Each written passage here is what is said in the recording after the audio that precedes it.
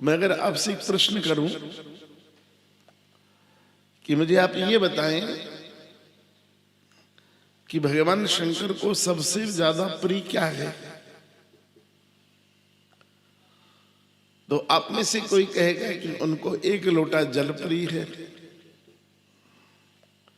कोई कहेगा बिल्वपत्र प्रिय है, कोई कहेगा धतूरा प्रिय है,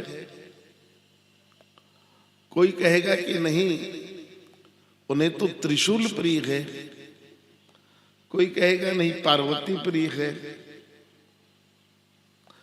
कोई मेरे जैसा होगा तो कह देगा कि भांग बहुत प्रिय है उनको।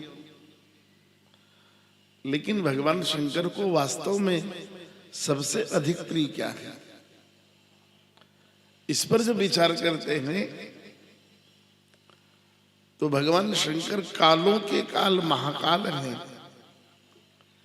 यही पूरे समय के अधिष्ठाता हैं, लेकिन उन्होंने पूरे काल का देवताओं में बांट दिए, पूरा समय देवताओं को बांट दिया उन्होंने, लेकिन अपने पास बस एक ही महीना रखा, और अपने पास एक महीना रखा, वो महीना श्रवण का महीना रखा। श्रवण यानी भगवान शंकर कहते 11 महीने ले जाओ, वो समय किसी काम का नहीं है जिस समय में भगवान की कथा का श्रवण। इसलिए भगवान शंकर ने 11 महीने और देवताओं में बांट दिए, बस सुनने का महीना अपने पास रखा। पर दिक्कत ये थी कि जो महीना पसंद था वही घर में कटनी आ गई। वे सती को कथा सुनाने गए और सती कथा सुनने को ही तैयार नहीं। भगवान शंकर ने कहा चलो हमसे नहीं सुनती हो तो अगस्त ऋषि से सुनवा देते हैं। अगस्त के पास ले गए तो भी कथा नहीं सुनी। भगवान शंकर ने कहा जो सुनना नहीं जानता है उसको साथ में नहीं रखना, और इसलिए उन्होंने सती का परित्याग कर दिया। इसलिए अगला विवाह जब भगवान शंकर का हुआ ना, तो पार्वती जी ने विवाह के अगले ही दिन कह दिया कि मैं राम कथा सुनना चाहती हूँ। भगवान शंकर ने ताली बजाई, बोले बिल्कुल ठीक, पहली वाली में यही गड़बड़ थी कि वो सुनना चाहती नहीं थी, और तुम में यही विशेषता है कि तुम सुनना।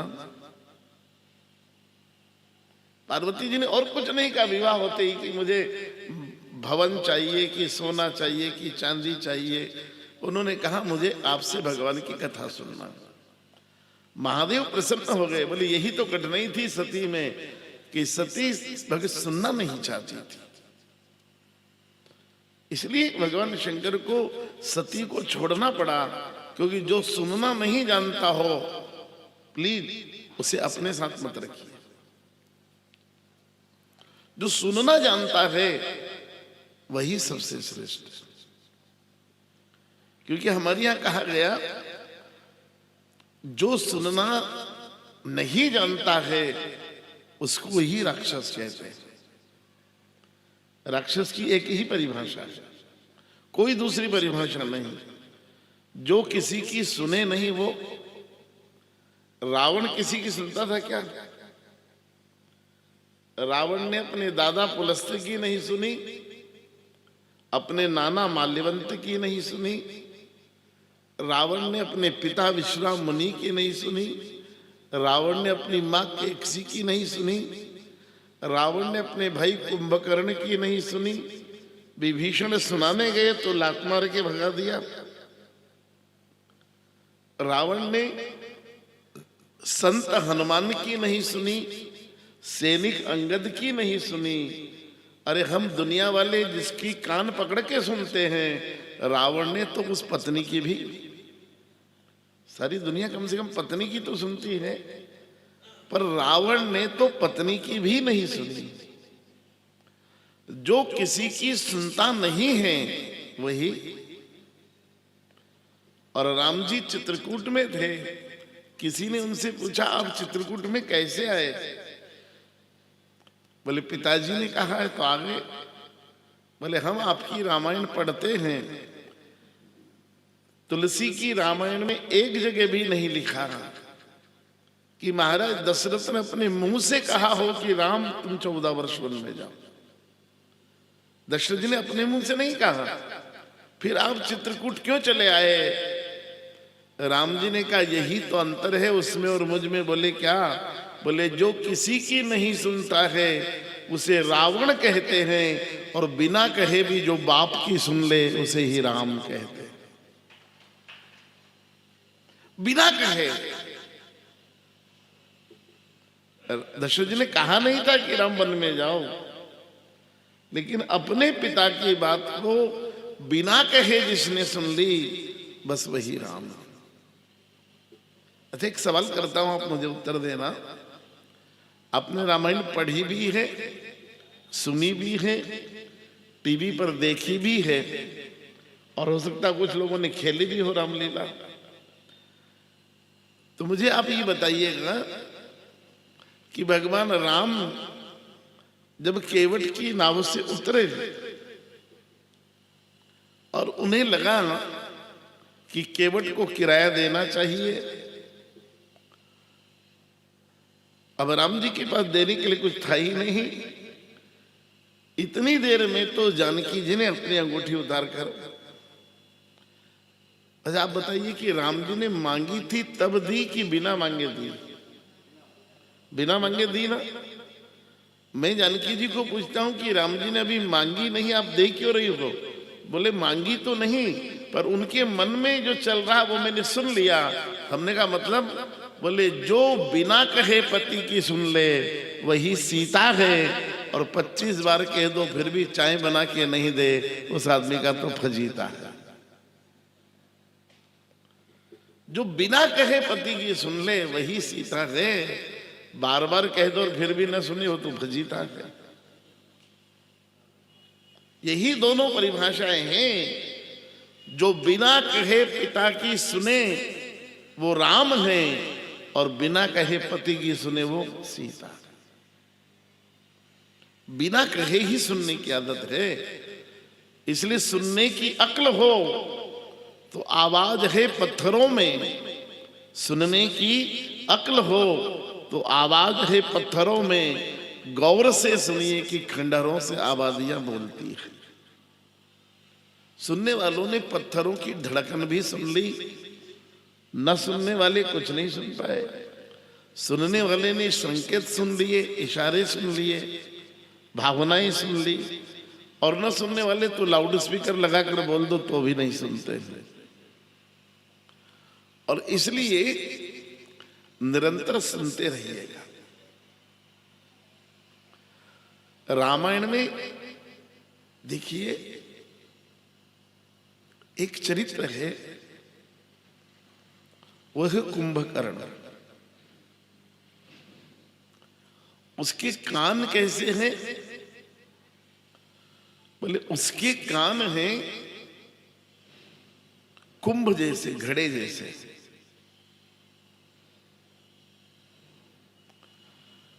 लेकिन उन कानों में वो तेल डाल के सोता है, इसलिए 6 महीने उठता ही नहीं। जो सोता रहता है ना, वो सोता रहता है, 6 महीने तक सोता रहता, जागता ही नहीं है। बोले क्यों? बोले जागरण का केंद्र कान ही है। जागने का केंद्र कौन है मालूम? कान ही। आप जब सोते हैं ना तो आपकी आंखें सो जाती हैं, वे देखती नहीं है। तब आप सोते हैं तब आपकी जबान बोलना बंद कर देती है। आप सोते हैं तब आपके पैर चलना बंद कर देते हैं। हम सोते हैं तब हमारे हाथ काम करना बंद कर देते हैं। लेकिन हम सोते हैं तब सावधान रहना, कान नहीं सोते। क्योंकि अगर कान सो गए होते तो अजी चाय बन गई उठो ना, ये कौन सुनता? सवेरे 5:30 बजे ये कौन सुनता कि उठो? बोलो कान सो जाए तो फिर आपको जगाएगा कौन? जगाने का साधन ही कान है। आप अलार्म भर के सोते हैं, किसके भरोसे सोते हैं? कानों के भरोसे। एक और महिमावंत बात कह दूं, इंद्रिय विज्ञान में आप में कोई शिक्षक हो तो आपने बहुत ध्यान दिया होगा शायद उस पर।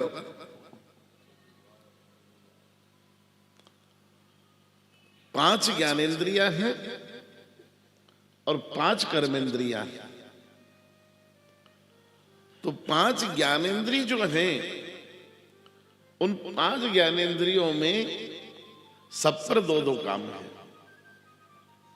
जरा देखिएगा सावधानी से। आंख पर 2 काम है। आंख 2 काम करती है, एक तो आपको देखने का काम करती है और दूसरा सोने का काम करती है।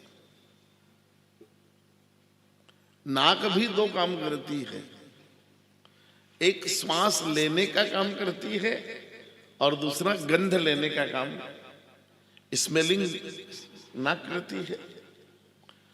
तो नाक के भी 2 काम है, गंध लेना और श्वास लेना। आंख के भी 2 काम है, नींद लेना और देखना। तीसरी ज्ञानेंद्रिय है जबान, इसके भी 2 काम है, भोजन करना और बोलना। चौथी ज्ञानेंद्रिय है त्वचा, चमड़ी, इसके भी 2 काम हैं। एक है स्वेद उत्सर्जन, पसीना बाहर करती है, टेम्परेचर मेंटेन करती है शरीर का, और दूसरा है स्पर्शानुभूति, छूने का एहसास कराती है। ये छूने का स्पर्श जो है वो स्पर्शानुभूति त्वचा से ही होती है कि ये कठोर है कि कोमल है, चिकना है कि खरदरा है। इसकी अनुभूति कौन कराएगी? त्वचा ही कराएगी। लेकिन 5वीं ज्ञानेंद्रिय है केवल कान, और कान पर भगवान ने एक ही काम दिया, केवल सुनना, दूसरा काम ही। एक दिन हमने ब्रह्मा जी को पूछा कि जब 5 ज्ञानेंद्रियां हैं, 5 में 4 पर 2-2 काम है, तो इसको एक काम, कान को एक काम क्यों दिया? कान को भगवान ने 2 काम क्यों नहीं दिए? जब आंख पर 2 काम है, नाक पर 2 काम है, जबान पर 2 काम है, त्वचा पर 2 काम है, तो कानों पर एक काम क्यों है? भगवान ने कहा जो जिम्मेदार व्यक्ति होता है उसको ज्यादा काम नहीं दिए जाते, उसको एक ही महत्वपूर्ण काम दिया जाता है। बाकी काम करो न करो चल जाएगा, लेकिन अगर सुनना बंद कर दिया तो जीवन में सब बेड़ा गर्क हो जाएगा। देखिए, मैं अभी आपसे कोई काम हो, इनसे कह दूं जाओ तो चले जाएंगे, इनसे कह दूं 2 मिनट ही काम करके आओ, लेकिन इनको मैं कहूं नहीं, वो मूल पाठ पे बैठे हैं, उनको डिस्टर्ब मत करो, क्योंकि जो इंपॉर्टेंट काम करता है उसको 2 काम। इसलिए कान इतना महत्वपूर्ण काम करते हैं कि भगवान ने दूसरा काम ही, इसलिए इन कानों को बहुत जागृत रखिए। एक और सवाल पूछ लूं गणित का, फिर अपन कथा में चले। अभी अपन इस बिल्डिंग के अंडर कंस्ट्रक्शन में बैठे हैं, तब एक बात बताइए कि इन कानों को संस्कृत में कहते हैं कर्ण। संस्कृत में क्या बोलेंगे? कर्ण। लेकिन ज्योमेट्री में कर्ण किसको बोलते हैं? देखिए, एक होता लंब, एक होता आधार, और जो तिरछा होता है उसको बोलते हैं कर्ण, है ना? ये लंब है, ये आधार है, और जो तिरछी लाइन में लाएंगे रेखा गणित में उसको क्या बोलेंगे? कर्ण। अब मुझे बताओ आप कि सीढ़ाव बनाना हो, स्टेप्स बनाना हो, सीढ़ियां बनाना हो, तो लंब पर बनेगी, आधार पर बनेगी कि कर्ण पर बनेगी?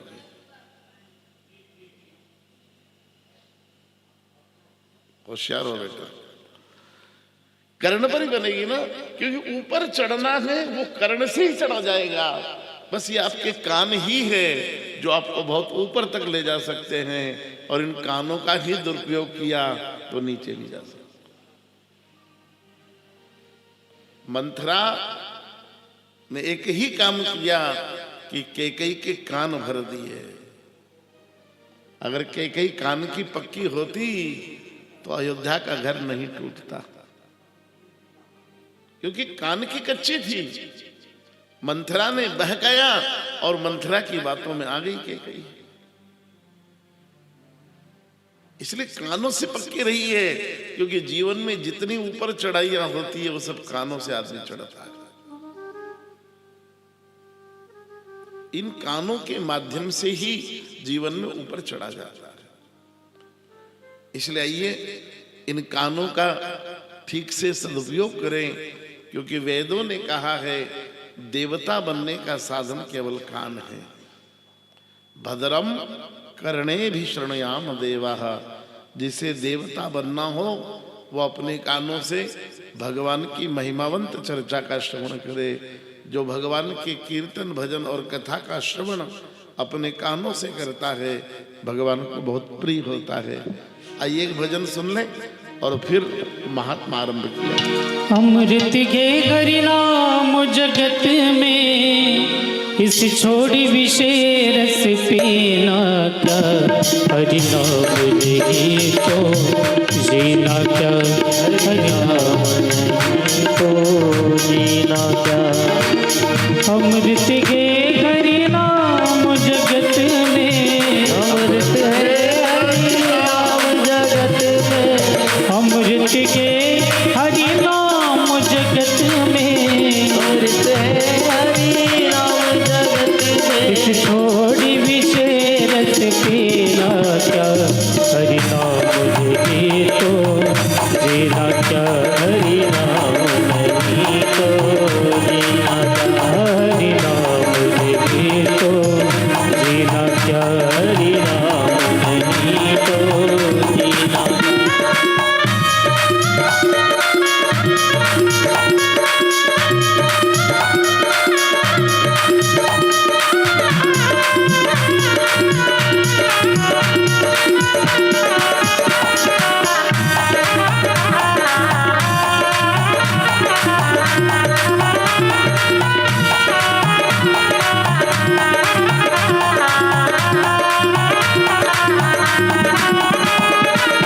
काल सदा अपने रस डोले ना जाने